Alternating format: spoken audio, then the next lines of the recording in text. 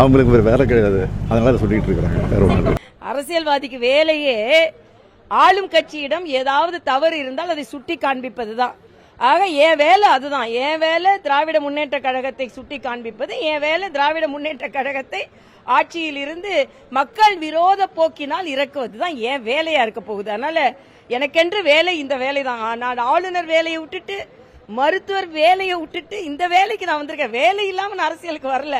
மக்கள் சேவை தான் என் வேலை என்று வந்து கொண்டிருக்கிறேன். அதனால முதலமைச்சர் சொல்வதை நான் ஒப்புக்கொள்கிறேன். என் வேலை எனக்கு இந்த வேலை இருக்கு, அவ்வளவுதான்.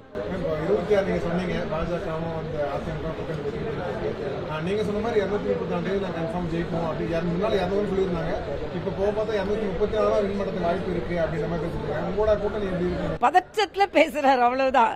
அதனால ஆச்சரியப்படுவதற்கு என்ற வார்த்தை வேற சொல்றாரு. அதனால அதிமுக பாஜக கூட்டணி அமைச்சத்துல இருந்தே முதலமைச்சர் ரொம்ப பதற்றத்துல இருக்கிறான்னு தெரியுது. கல்யாண வீடுனாலும் அதை பத்தி தான் பேசுறாரு, சட்டமன்றத்தினாலும் அதை பத்தி தான் பேசுறாரு, சாலையிலையும் அதை பத்தி தான் பேசுறாரு. ஒரு கை பார்ப்போம் என்று சொல்கிறார். அவங்க கையை வச்சுக்கிட்டு ஒன்னும் பார்க்க முடியாது. எங்களை வந்து ஒரு கை பார்க்க போறாங்க, ஒன்னும் பண்ண முடியாது. ஆக ஒரு கை பார்ப்போம். 234, 200 எங்களை யாரும் ஒன்றும் செய்ய முடியாது, பல தடைகளை தாண்டி கொண்டிருக்கிறோம் என்று ஏதோ தினம் ஒரு தடைக்கல் இருக்கிற மாதிரி அதை தாண்டுகிற மாதிரி சொல்ற. நான் நேத்தே சொன்னேன், எந்த தடையும் இருக்கட்டும், முதல் மின் தடையை சரி செய்யுங்க அப்படின்னு சொன்னேன். இன்னைக்கு கூட மின் தடை இருந்தது வீட்டுல.